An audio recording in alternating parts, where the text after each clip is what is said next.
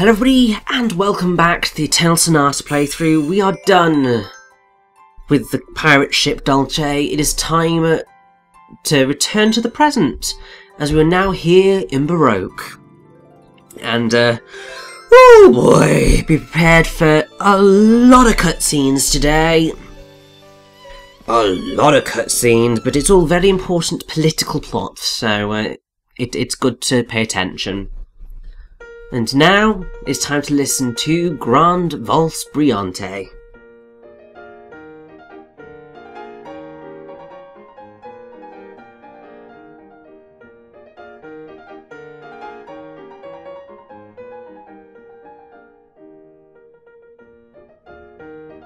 This is a work composed in 1831, when Chopin was 21 years old. In Chopin's homeland of Poland, the insurrection that started in Warsaw in 1830 had ended in defeat.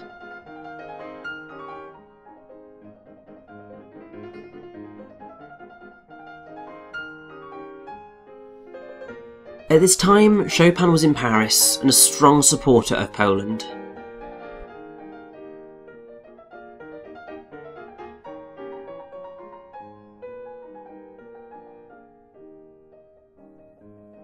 In our discussion of the revolutionary etude, we learned that Chopin received the news of the fall of Warsaw while en route to Vienna in Stuttgart, Germany.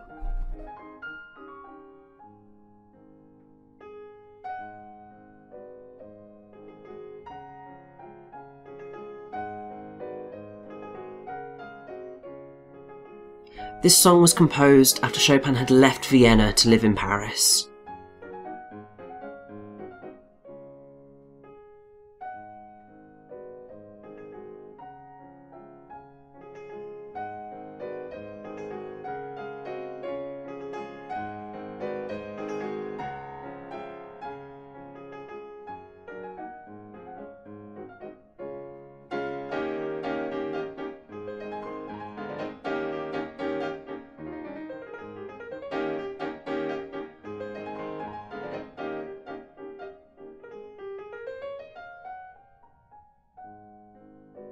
At the time, Austria was opposed to Polish independence.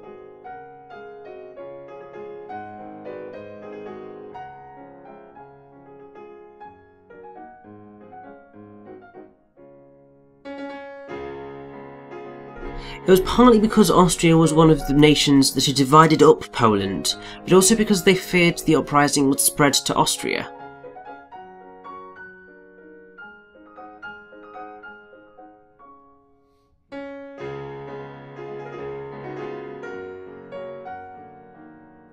Because of this, living in Vienna had been difficult for the Polish Chopin.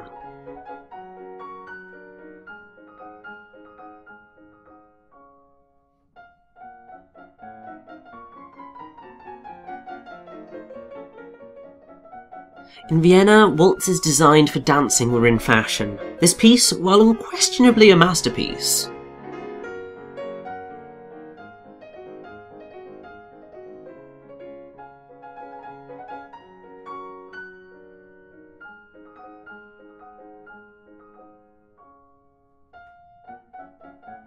is something of a contrast to Chopin's other works. It seems to reflect the atmosphere in Vienna at that time.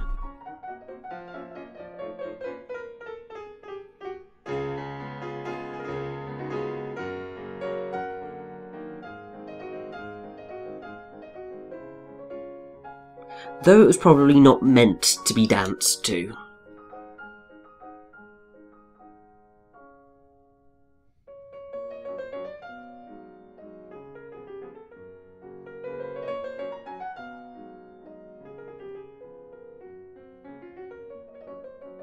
In order for the Polish Chopin to live in the adverse winds of that time, he may have made an effort to be popular.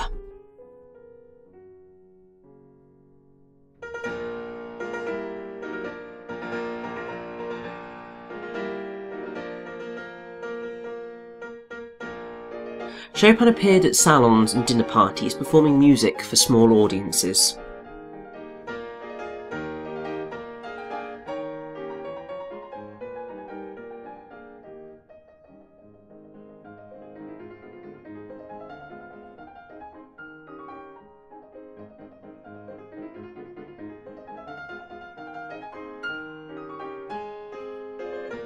It is said that after these performances, Chopin returned to his room and played his piano furiously.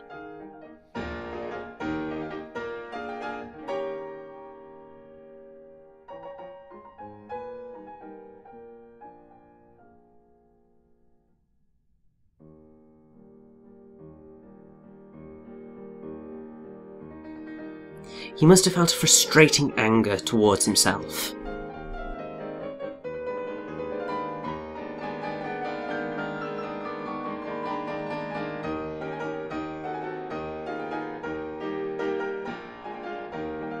Forced to suppress his true feelings, put on a mask, and perform music to please people.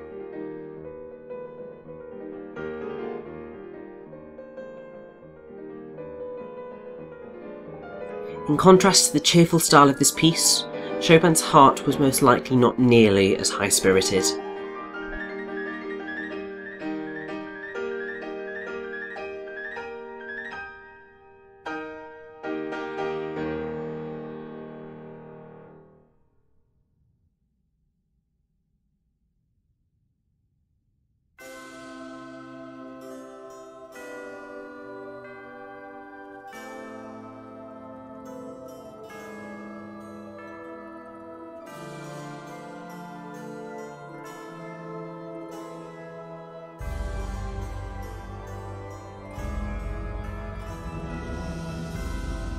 That was wonderful. Everyone danced so beautifully.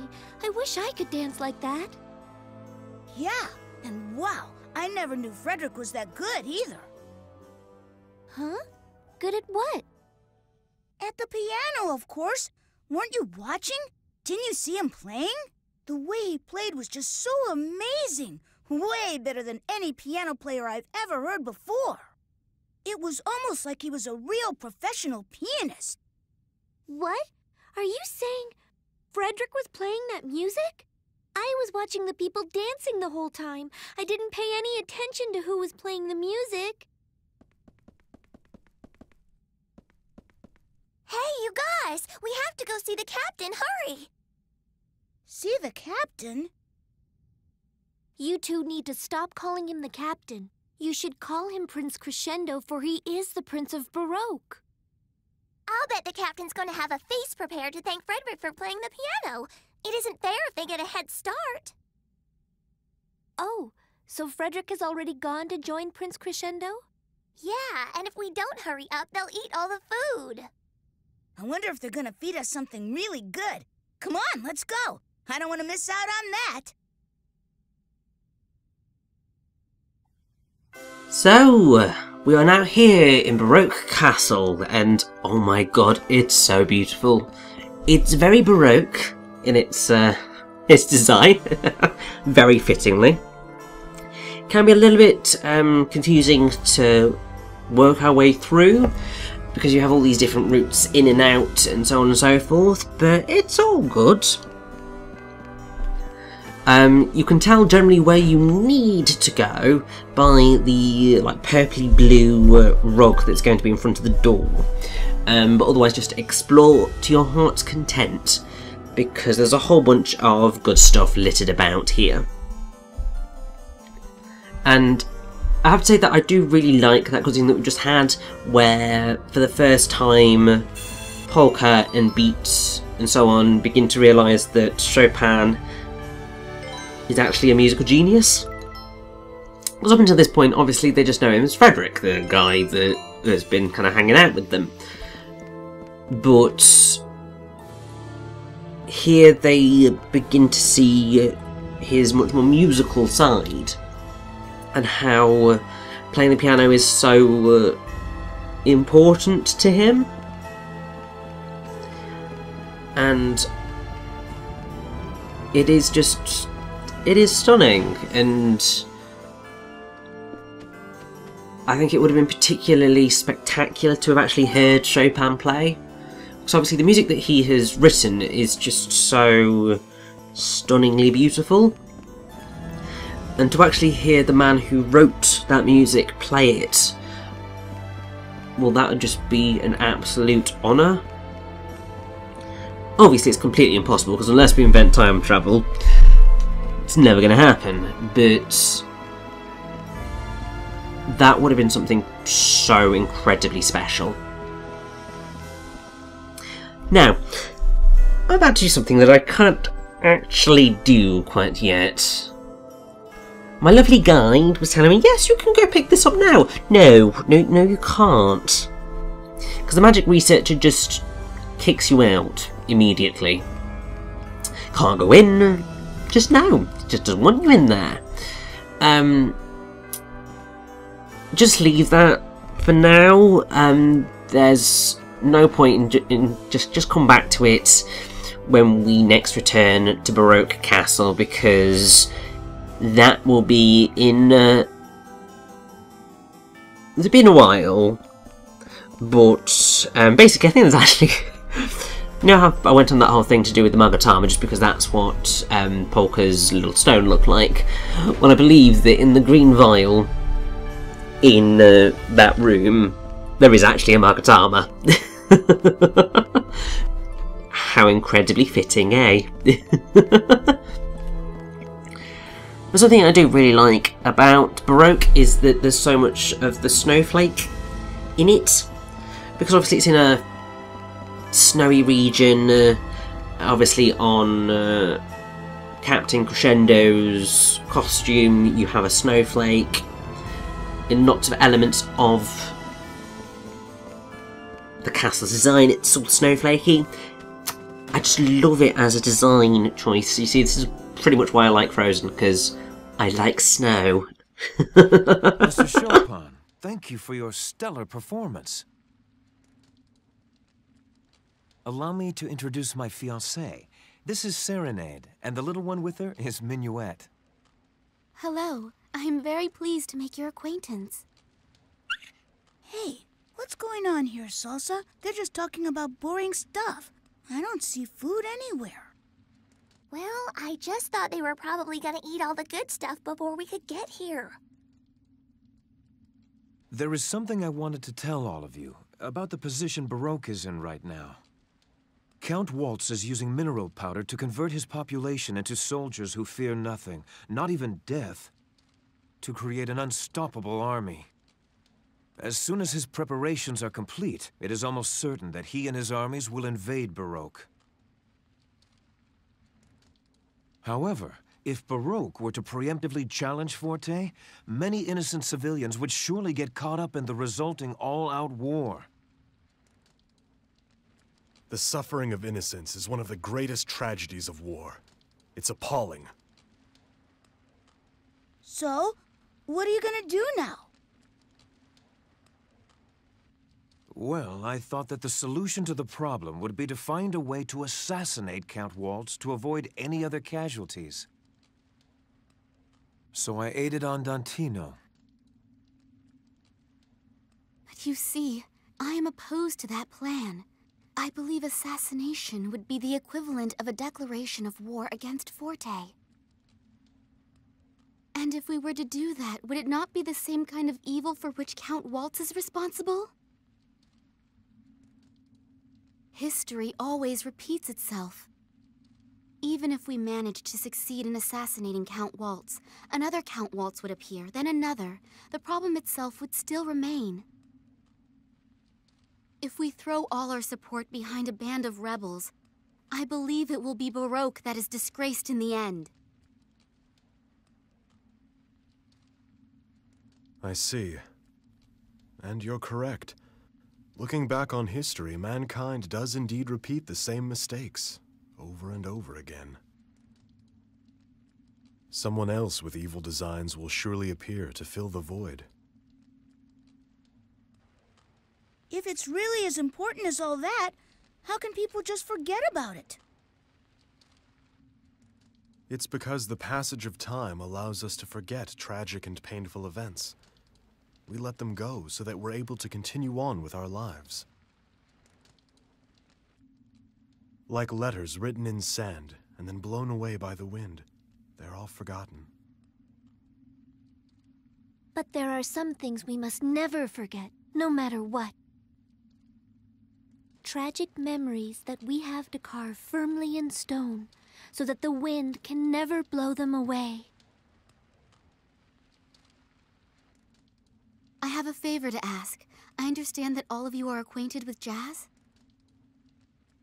There is a message I would like you to pass on to him.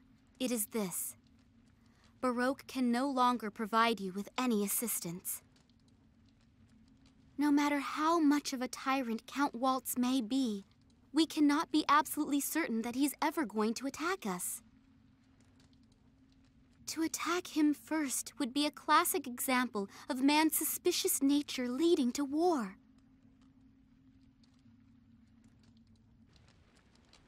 Serenade, I know in my heart that everything you've said is correct. That's why I wanted... What is it, Captain? Never mind. We must achieve true peace, not simply the appearance of it. But, because of the current situation with Forte, there is no way I can leave Baroque at the present time. Besides, if I were to be seen making contact with Andantino, that very thing alone could act as a trigger for war. Could you perhaps meet with Jazz and tell him for me that this struggle itself is the very thing that's leading the world into chaos? What do you mean, exactly? You would like us to inform Andantino that Baroque can no longer provide support for its actions. Is that correct? I'm sorry to have to ask you to do this. Oh, is that all? Deliver a message? That's nothing. Reto and the others are probably already looking for us anyway. If we can make our way back to Retardando somehow, I'm sure we'll be able to find Jazz. No problem. That's true, Beat. We certainly can't just stay here like this forever. Besides, I'm sure my mom is worried about me too. It's a little far, but I think we should go back to Forte. All right, then. Let's return to Retardando for now. If Allegretto and the others are all right, I'm certain that they'll be on their way there as well. I wonder if March is holding out okay. She's totally hopeless without me around.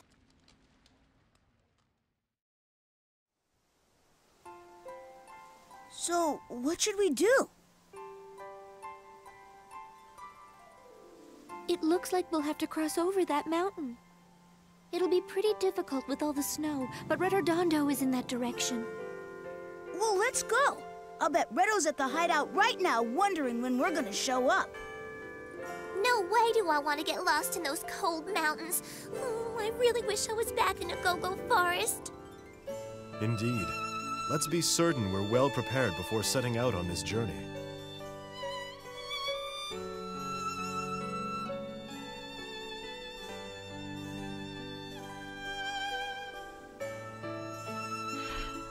So yes, the political situation in the world here is quite difficult.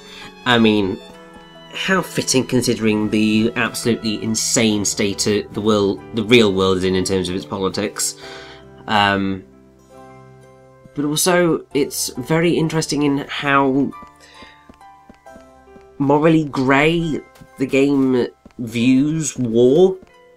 Because obviously Baroque and Forte are at war, but it's more of a cold war at this present moment in time when neither of them want to make a move because it wouldn't be good for anyone. And I think that the game does just a very good job of the difficulty that occurs with decisions that have to be made in this sort of situation. It's perhaps a little dry for a game like this, but it is a very important discussion to have, and I think that the game, while maybe being a little bit heavy-handed, does do it rather well. Obviously we have now met, we now know that Captain Crescendo is in fact Prince Crescendo, and his beautiful bride is Serenade. Now, obviously, serenade, another musical term. It's a piece of music sung or played in the open air, typically by a man at night under the window of his beloved.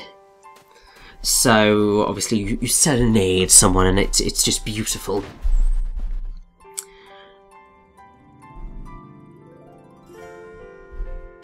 And it's just a lovely word as well. So that's just awesome. Now, I'll go a little bit more into Crescendo and Serenade a bit later. But for now, those two are actually the extra party members that you can get in the PS3 version of Eternal Sonata. And that's just quite cool. And I do sort of wish that they were here in this version of the game, but to be fair, I can live without them. Because they are, while they are important to the plot, they are actually quite separate to the journey of our main characters. And while when you get them, there is a dungeon where you get to enjoy them, I think, which is actually somewhere around this point in the game, I feel. You don't actually get to fully enjoy them until Chapter 7, which is actually right near the end of the game, so you really don't get much use out of them as perhaps you could have done, which is a shame. But it is nice that when they created the PS3 version, they added them in as playable characters, and they are very different to everyone else, so certainly worthwhile. But yes, before we journey onwards, we are going to make sure we're all suitably prepared. I am severely going to regret giving Sonata the Skull and Bones jacket, because it inflicts you with stop, which means that you can't move for this first couple of seconds of your turn, which is an absolute nightmare. And I didn't realise this at the time, because you see, these are the types of things where I didn't experiment wholly with all of the potential pieces of armour that I could have used, because it just wasn't on my agenda. Give me the best weapons, give me the best armour. That one just didn't come into my field of view, really. But it's fine. I will soon learn that that was a stupid idea to do, and I will make sure to change it. But yes, before we head out to the Sharp Mountains, which is going to lead us home, we just need to make sure that we are fully prepared. And that includes raiding everybody's house to get items and score pieces and all that jazz. Because obviously we need to have all that jazz so that we can actually go meet Jazz. And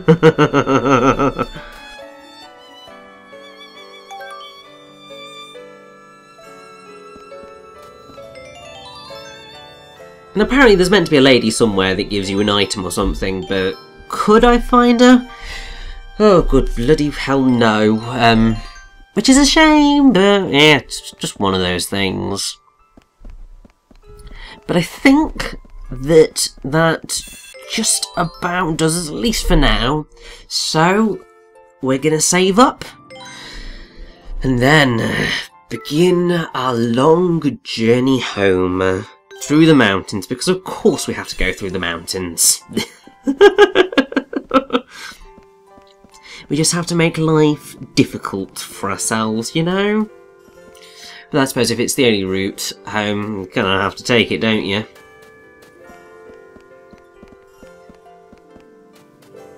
But yes, let's leave Baroque and head onwards.